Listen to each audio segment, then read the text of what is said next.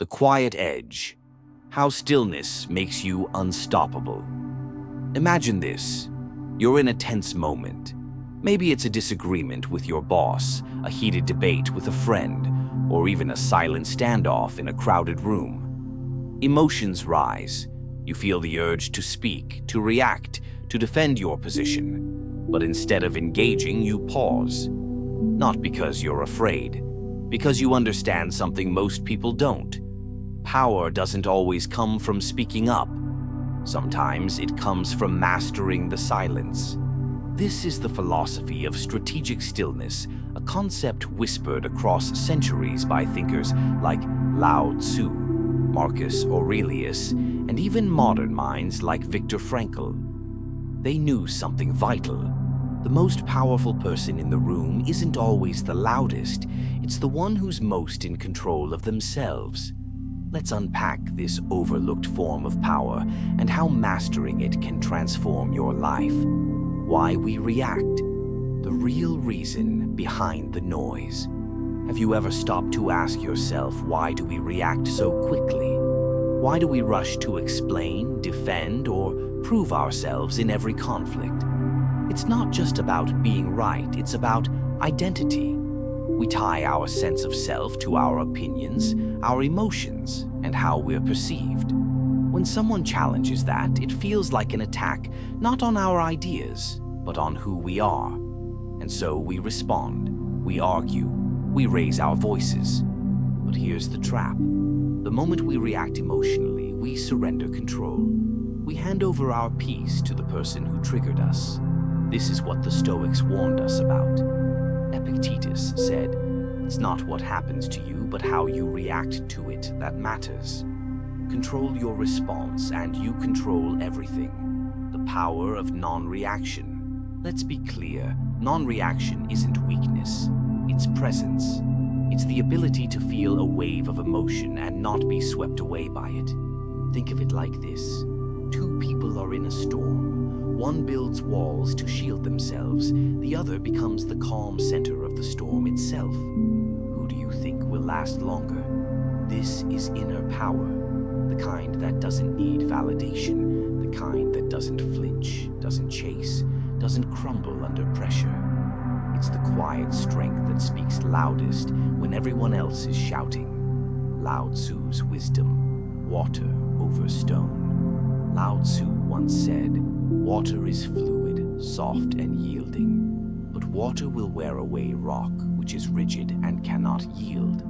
That's the essence of silent power. You don't overpower by force, you overcome through presence, through patience, through restraint. Imagine someone insults you in public.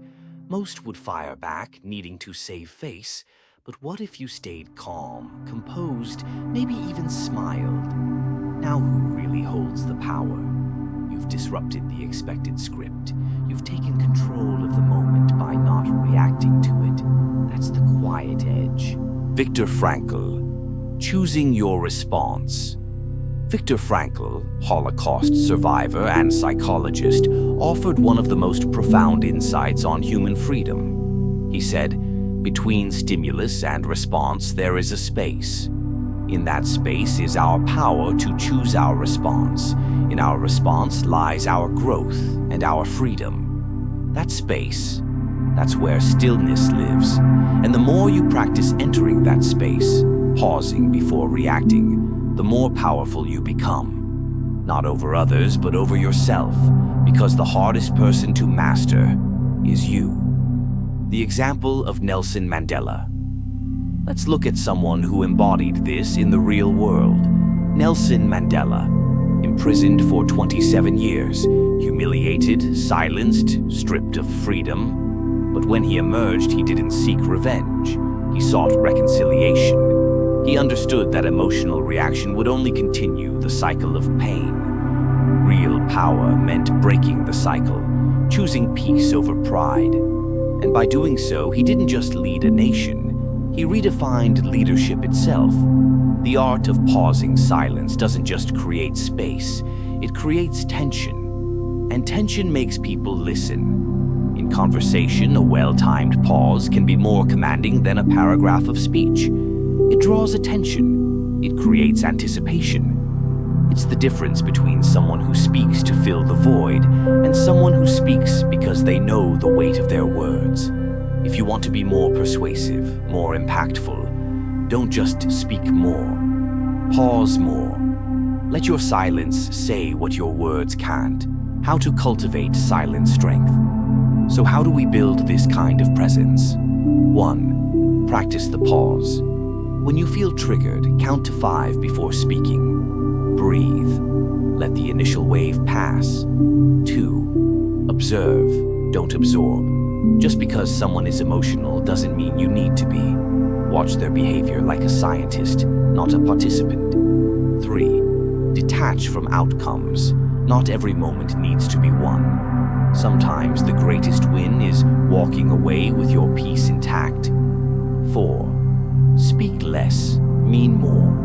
When you do speak, speak with intention. Let your words carry weight, not just volume. Final reflection. The quiet edge.